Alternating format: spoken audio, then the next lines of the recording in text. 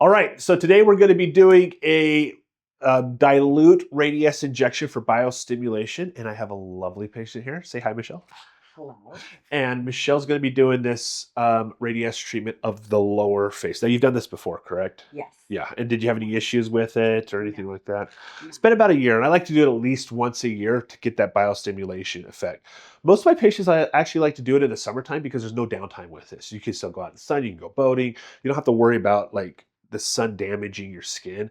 How, compared to like microneedling or some of the more aggressive skin treatments where we damage your skin, you have to avoid the sun for 2 months. So I love doing biostimulation in the summer. Here we are at the end of summer. We're going to be doing this, and this is going to get her fertilized for the winter and on. So what that treatment is we are putting a product in that stimulates growth. Okay, specifically, we are putting radiesse in to stimulate a fibroblast to create collagen. Okay, and it's really interesting how it works.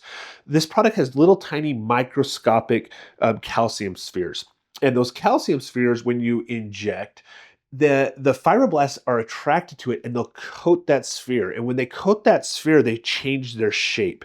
And they go from a more rounded cell type to a elongated cell type. And in that configuration, they're really, really good at creating collagen. Okay. And that's what they're doing. They're going to be remodeling collagen, creating collagen, breaking down the collagen you already have and reorganizing it. So as we age, when we're in our 20s, our collagen is nice, tight, thick bands. And as we age, they start to kind of break down and you kind of lose a few of them and they kind of get, jiggity jaggedy, right? And this is why you get wrinkles and sagginess and stuff like that. We're going to put in a particle that will attach that collagen matrix and start remodeling it to where it goes back to it was when you were in your 20s. And it's pretty freaking cool. It's one of my favorite products. People love it. You're going to get this glow. You're going to feel refreshed. And we're going to take the years off. So that's what we're going to do today. Does that make sense? I'm very excited about it. She's excited about it. We're also going to do a tox treatment on her today, but that's going to be done after the fact because this is going to be a pretty vigorous treatment. And so because it's vigorous, we want to do the vigorous part first before we do the tox treatment after. So that's what we're going to do today. So what I'm going to do next is I'm going to mark the areas and we're going to show you how we're going to go in and how we're going to go through the whole procedure. So you ready to go? I'm ready. Perfect. All right. So the first thing I'm going to do is just kind of clean her face up a little bit. And we're just going to do that with a little bit of alcohol. And just kind of wipe off. Maybe she has a little bit of makeup on. Maybe she put some foundation on or some sunscreen. And we're going to be doing the entire lower face. So if that burns your eyes, feel free to close them. Just a nice base of alcohol. Now we're just doing the lower face today. You can also do temples. I don't do the forehead. You can also do necks, but we're not going to be doing her neck today. All right, so we're just going to clean her all up. We're going to be going into all of these different areas. All right, so I'm going to let that dry for a little bit. Then what I'm going to do is I'm going to get a marker out. And I'm going to mark the areas that I'm going to go in. So I'm going to be using this cannula today. And that cannula is nice and long. So I can hit most of her face from just a few strategic parts of her skin. So I'm going to go in right here at the corner of the jaw, the angle of the jaw. I'm going to make a little dot. And that's going to let me put product all over it here. But I also want to hit this part of the face as well. So I'm going to go right here, down here at the bottom of her marionette lines. And we are going to also go up and fan back this way. So we could kind of get like an overlap. So we'll have like a fanning motion this way. We'll have a fanning motion this way. We'll get that whole area covered. You can also put a little bit in the lower face. I don't know that I'm going to do that today, or excuse me, below the lip. I don't think she needs it as much as we want in here. This is where you're going to get that glow. And then we'll do it on this other side as well. I like to use a Sharpie, but don't worry, Sharpies come off really easy with a little bit of alcohol. So that will be an entrance point. And that will be an entrance point. All right. So now that and I have to apologize because I have some allergies going on, so I sound a little nasally today. But after we do that part, then I'm going to be injecting a little bit of lidocaine with epinephrine at each of those spots to numb the area that I'm going to go into. It also controls the bleeding and bruising as well. Now, before I do that, I gave her a wipe down of alcohol. I'm going to be a little bit more cautious. So I'm going to use a little bit more of a potent sterilizer. This is chlorhexidine. And I'm just going to dab these areas right around where I'm going to be working with some chlorhexidine just to kill any nasty bugs that might have survived the alcohol process. Let's dab that area a little bit. I'll keep that in my hand in case she accidentally reaches up and touch her face. Interesting side note, an average human being will touch their face over 200 times a day. We found that out during COVID. If you ever shake somebody's hand, they've studied this. If you ever shake somebody's hand, the first thing you do after shaking somebody's hands is you reach up and you touch your face. And they think it is a mechanism that evolved to make sure everybody has the same germs. You know, you're getting their germs and you're putting it right on your face, so you eat it and get it on your face and recolonize with their bacteria. Human beings are nasty. So, but that's just a little interesting side note. It has nothing to do with what we're doing today. All right. Now I'm going to take that, and this is just a little bit of lidocaine with epi, and you're going to feel a little poke here, okay? And I'm just going to go right under the skin with it and make something we call a bleb. A bleb is like a little, it's going to burn and sting. You doing okay? Yep. Like I told you, it was going to burn and sting after I poked you and started injecting you.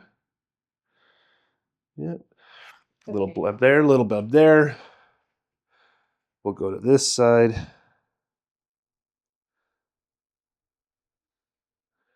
Little bleb.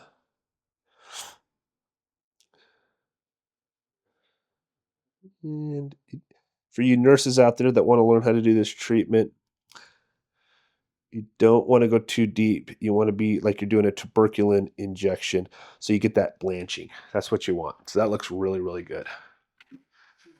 Not bad, right? Nope. All right, now I'm going to lay her down a little bit so I can work on her a little easier. So now the next step I'm going to do is I'm going to be poking a hole in there so my cannula can go in and do all its work. All right. So, and just to let you know, there's a little tendon that comes down right through here that I'm going to be poking through, and you're going to feel some tugging and some pressure, but that's normal. Okay.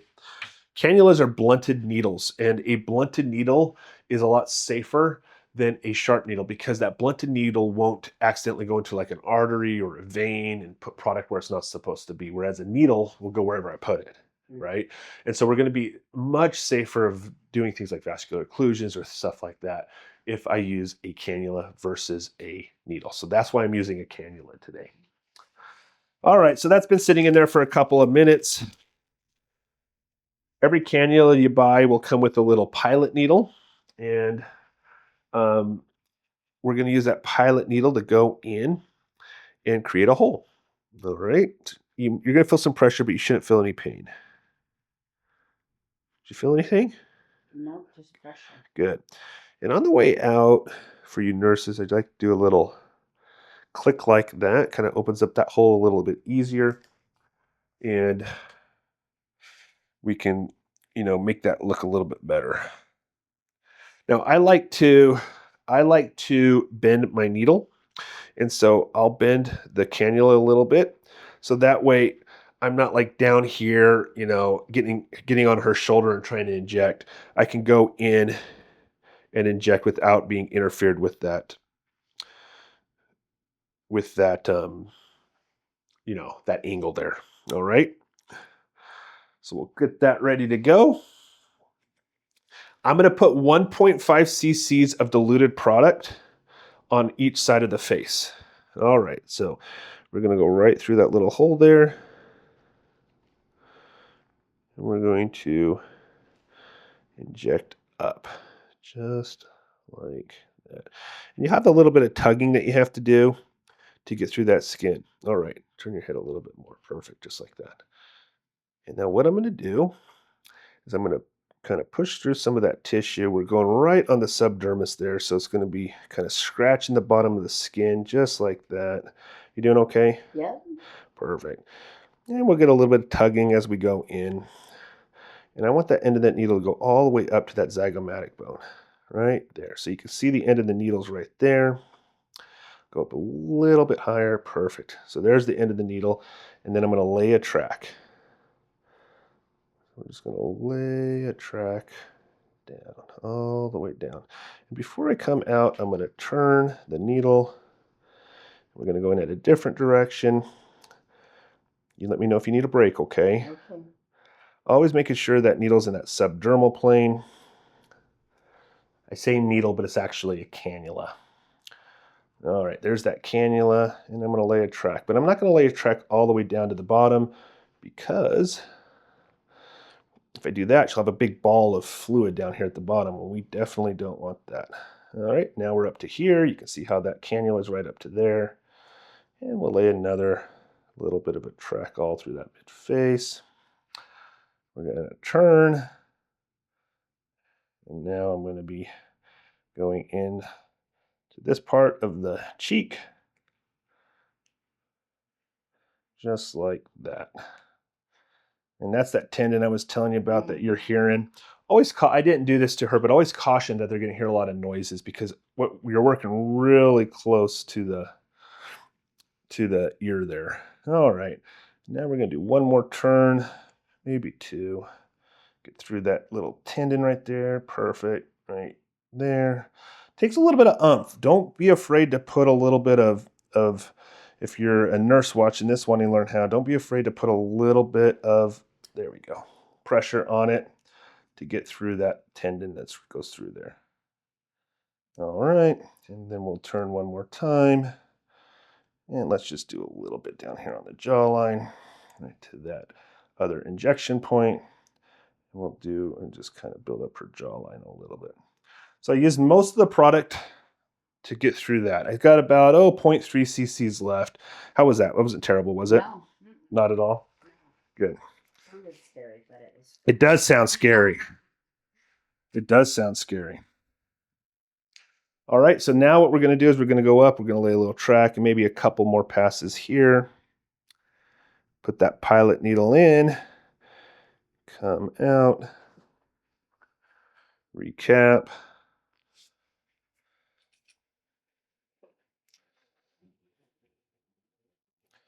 And we're going to go right through that little hole we made and go right up into the nasolabial fold.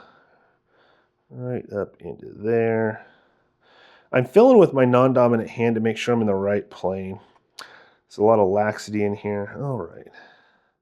Go all the way up there and just put a smidge of product all the way down. And then we'll fan up here into the mid-face.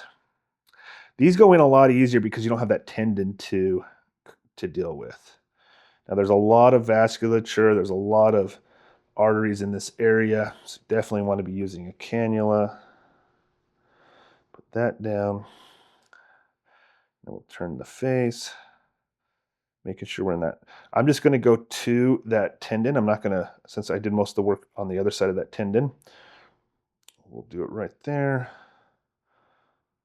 And we'll go down all the way to the out. All right. That's what the product looks like on the inside. All right. So got a little bit of oozing. Hold pressure until that stops bleeding. And that looks good. So that's one half of the face. We'll do it on the other side of the face.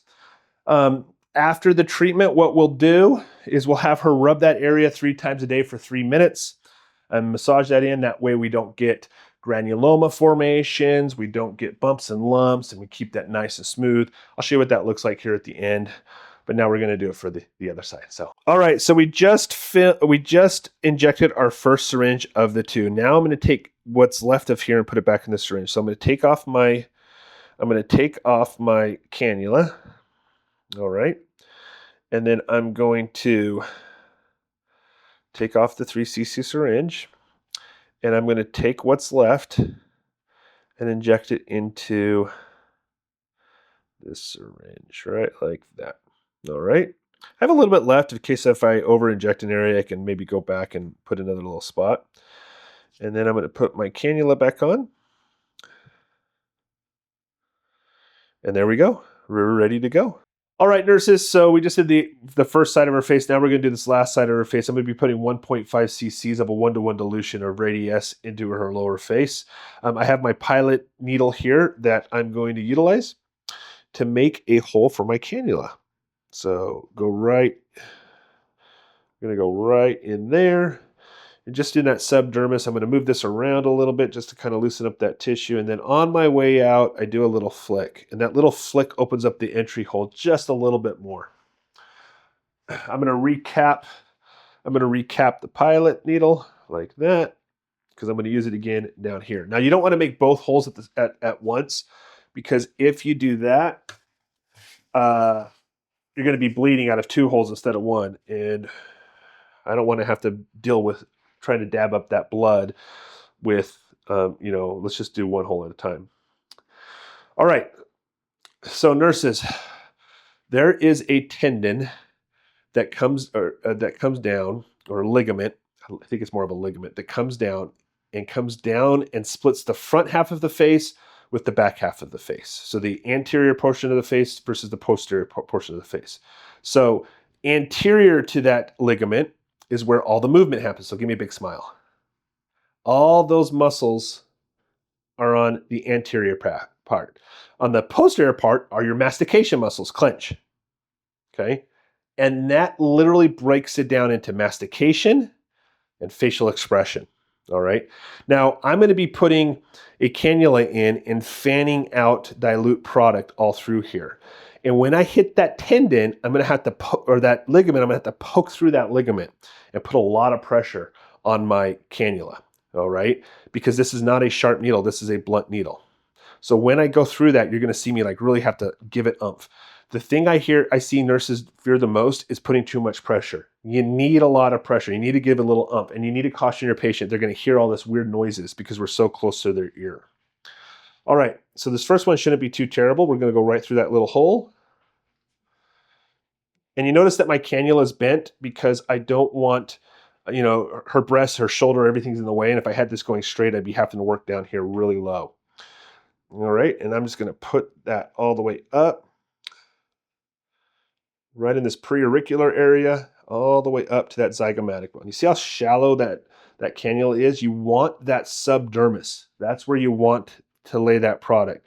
If you do this and you see a bunch of tissue popping up, you're in the muscle there, all right? But you want your cannula to look like that.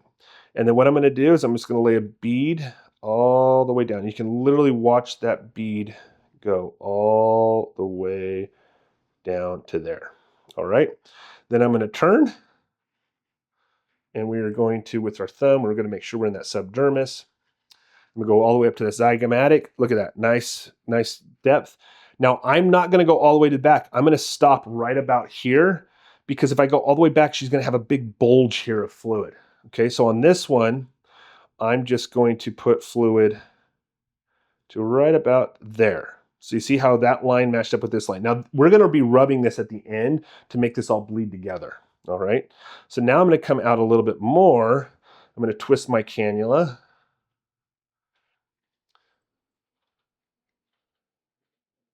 And we're going to go right to there and look at, see, and I'm going to put another little band of fluid. And now I'm going to go all the way back down to here because I didn't get that area with the last one. All right. And then we're going to change the angle of our cannula. All right, like this. You can also use Sculptra. Not a huge fan of Sculptra. It tends to clog up everything, and it doesn't promote elastin growth like Radiesse. All right, and I'm stopping right there because I did a whole band down here. We're going to turn.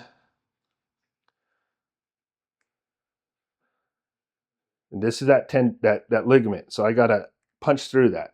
So she's going to hear that. It sounded like a crunching, grinding, right? Yeah. I'm gonna lift up. That looks like it's a little deep. So that's underneath a muscle. Probably look at that. That looks better. So we're going to lay a little band, and then I'm going to go here. I'm going to catch this area mostly from this entrance point. Okay, there's that ligament. You got to punch through it, lay a little band. And then the last part I want to do is I want to come all the way out. Sometimes when you come out, you have to put another hole, there we go. And I'm just going to do the lower face here with a little smidgen of product. Right to there. And then we'll just do another little smidgen of product. Okay, so that whole area got fanned out with Radiesse. So now I'm going to go through this hole, and I'm just going to hit this little part with about 0.3 that I have left. So let's make another pilot hole. I'm going to cap this for right now.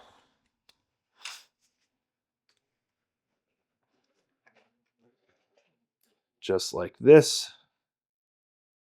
Another little pilot hole. Go in, I'll move it around, make sure that's nice and loose. On the way out, do a little flick.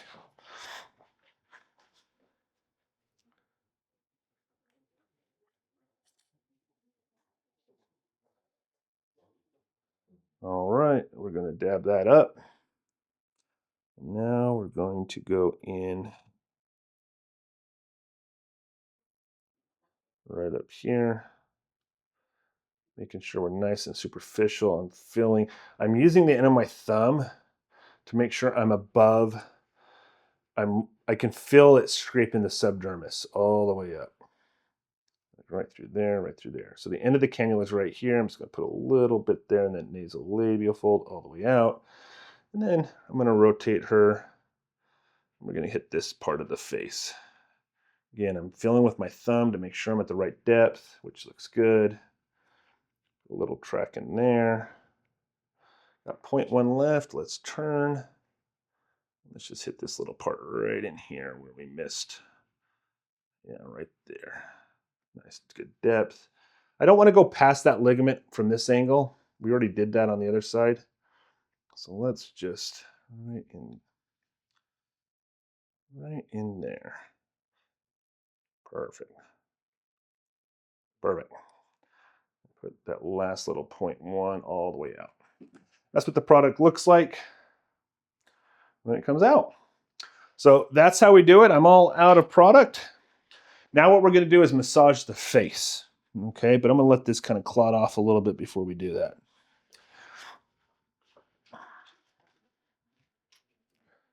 All right. So now we're going to massage all that product into her face. And we're going to use a lubricating jelly. I like to use aquasonic gel. You can also use like an arnica gel or something like that. When you go home, any kind of facial moisturizer that you want to use be fine. Okay. So I'll put a big gob of that on the back of my hand. And then I'm going to take that and I'm going to put it in my fingertips. And I am going to rub this area. Now, this is something you're going to have to do every day, 3 times a day. You wake up in the morning, I want you to rub your face for 3 minutes, okay? And after lunch, I want you to rub it for 3 minutes. And after dinner, I want you to rub it for 3 minutes, okay? Or maybe before bed. So, 7 a.m., 2 p.m., 7 p.m., 7, 10 p.m., somewhere in there. Okay. And you're going to rub this for 3 minutes. Why are we rubbing it in? Well, I'm going to be really aggressive rubbing it in right now because I want all those little tracks of the product to smooth out. If I leave them like that, they're going to kind of bulge up and you're going to have these little lines in the face, right? So I am rubbing it in so we don't get granuloma formations. Radiesse is known to not form granulomas, but I've seen a few if you don't do this, okay? Sculptra is notorious for granuloma formation. So if you use Sculptra, 5 times a day, 5 minutes a day. And for patients, that's really, really a hard regimen to do because they're doing it like 7 a.m., 11 a.m., 3 p.m., 7 p.m., and then right before bed, right? And 5 minutes in one zone's a lot. Now, let's say I did her neck as well. I'd have to do 3 minutes here and 3 minutes on her neck.